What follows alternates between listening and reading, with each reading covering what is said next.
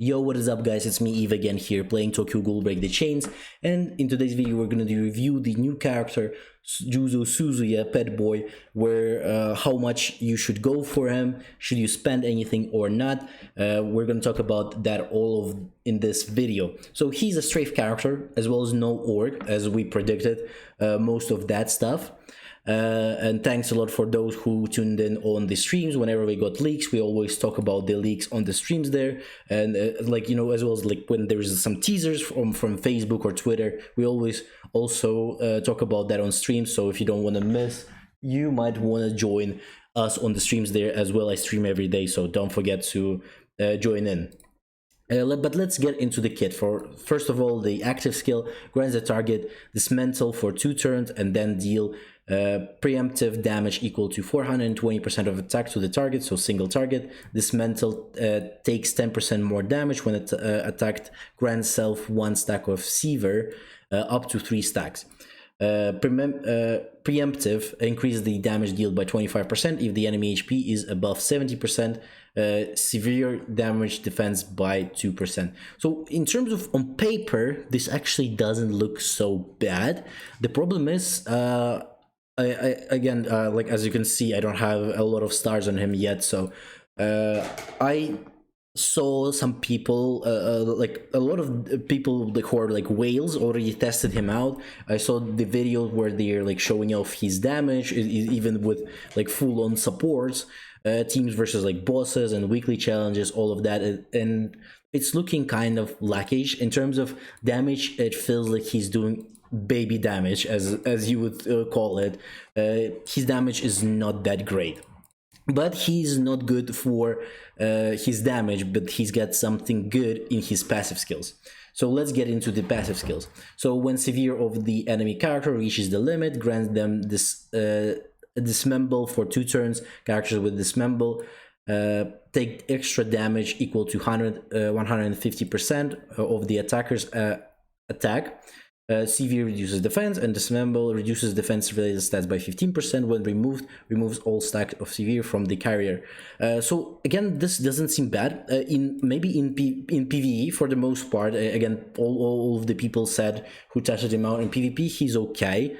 Like in those boss fights, he could be okay, but in terms of just purely PvP, he's kind of not good enough. You would not go for making team around him, unfortunately. So in that sense, again, for boss fights, he could be 50-50. It's, you will need to have a really good build for him to actually work really well, as well as you will need to have him really higher than D for sure, to have some good stuff going on. Probably on around like triple S to make a lot of worth it plays with him. Other than that, I wouldn't recommend really like investing too much in him, even though this is not like the worst thing ever. But let's get into this first star. When an enemy obtains dismember, instantly deals blade damage equal to 180% attack to them. When dealing damage to enemies with dismember, increase the stats of all allies by 10% for 2 turns, stacking up to 2 times, so 20% here. Blade crit rate increases by 1% for every 2% of HP lost to, for the enemy. The dismember reduces defensive rate stats by 15%. Again, this is the same. So in that sense, again, it's not bad. Doing some extra damage was always good. But this is just nothing too crazy, I would say. Like he's okay, don't get me wrong, he is not like a bad character or anything like that. It's just he doesn't have something like that shines a lot, as well as he doesn't have a team around him. That's the most of the problem, because no org just doesn't have any team. Basically most of no org characters is just purely supports, like Itori support, Sen support, Uta support. Mr. M is just an assistance, pure assistance character. These 3 are useless. These are not even played. Sachi is the only character that could be kind of played on the field, but again, he's also kind of like a backup character as well. So in that sense, it's kind of weird. You don't have place for him on the field, at least. But this is where the good start is. Again, don't forget that on 2 stars, when we inflict the targets to 10% increased damage taken for 1 turn, nothing too crazy. This is where the good stuff is, because why he's good, and you would want to get him at least to D, is because of the assistance ability. Taking damage heals self for 20% of the damage taken when your turn starts. Reduce all enemies' defense by 10% for 2 turns, stacking up to 2 times, so 20%. Basically, for like I guess it's three turns, because you will lose 10% and then you'll still have another 10% left for another turn. I assume at least how it works. Again, it could work a little bit differently, but I assume it like you'll have it for basically 4 turns, for 3 turns, I guess. So you'll have first turn, you get the stacks. Maybe you get the stacks, if you can get the stacks in 1 turn, then that's gonna be also good. Then you're getting this instantly to 20%, and that's gonna be good. But I think it's only when the turn starts, so it's probably going to be on the next turn you're going to get another 20%, and at that point this stack is going to be only 1 turn left. So I assume you're only getting 1 turn with 20% and 2 turns with 10% each. So, but this is a really good. Taking damage heals self for 20%. This is really good. Just purely healing for any character.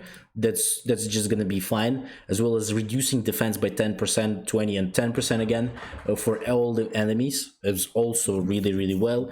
And right now you could definitely put almost all the team with the good assistance if you have Amon leveled up, the new Amon from Half Anniversary, who's also assistance character, Mr. M, one of the assistance characters as well, and now Suzuya Juzo, and you're only left with only 1 character who is gonna be your other unit, and probably at some point we're gonna get another assistance, and we'll put it on your fourth character, and then you'll only be left with the backup character without any assistance on them, without the character with the specific assistance ability. But then this is, well, I don't think this is bad. This is pretty well. It could work for something like Aogiri again. Aogiri is a little bit lackluster in terms of survivability. And then if you have a good potentials that allow you to not die after, for example, they attack you instantly, then you will be able to, for example, heal there, as well as to reduce the defense of the enemies is also really good for Aogiri. So I think he could be a really good unit for Aogiri. And if you're looking to go for him, definitely at least 3 stars. Again, it's probably for new players, it's going to be at least useful to get him 3 stars, presumably getting there later into D at least for him to be useful. Again, all of the assistance characters needs to be at least on D to be most efficient, because if you're having less than D, then you're not getting all of the percentages on the characters as well as you can see here, as you would from here. So you're not going to get all of the increases from the assistance from there. But again, I would definitely recommend getting him to D if you can. If you were like probably a low spender or a whale, whale's probably already got him to D at least. But for low spenders, I would definitely recommend getting him to D as well. Again, it's very important, especially in the end game. For newer players, it could be a little bit different. You can wait and see how it's gonna go. If you don't really need to focus on getting the assistance characters yet, then don't really go for him. But for like the later players, I would definitely recommend trying to get him to D, and then that's another character for you on the assistance. In terms of that character is not that bad, at least for assistance, as well as in PvP he's gonna be good enough. But I don't think he's gonna exchange for anyone in your PvE teams even. Maybe there's gonna be some use for him in the weekly challenges. We'll need to see about that in the future, maybe, as well as maybe in the future there's going to be a better no orc team. There's going to be more no orc characters, and as well as from them we maybe can make an actual team with Juzo. As well as one thing that I forgot to mention is that next carnival could be a reruns for Light Ayato, as well as Amon, Psy Amon, the Doji Makai version of him. could be the reruns of them. So don't go spending too much, because Shu is finishing soon. So I assume around like 1 week after Shu finishes, we'll see announcements for like maybe even teasers for the next carnival, maybe even leaks as well. We'll know for sure who's gonna be what's gonna be the next carnival, because again, based on the leaks only, the reruns could happen next. But again, it still could be different, and we could still see something like a new character, for example. So because of that, be careful. Don't spend too much on Juzo yet. Wait a little bit and see how it's gonna go. If the next carnival is not something or like a rerun or the character that you're not interested in, then you could try to go more into Juzo and try to get him to D or something like that. And yeah, so be careful. Please be careful. Don't spend too much if you're free to play, especially.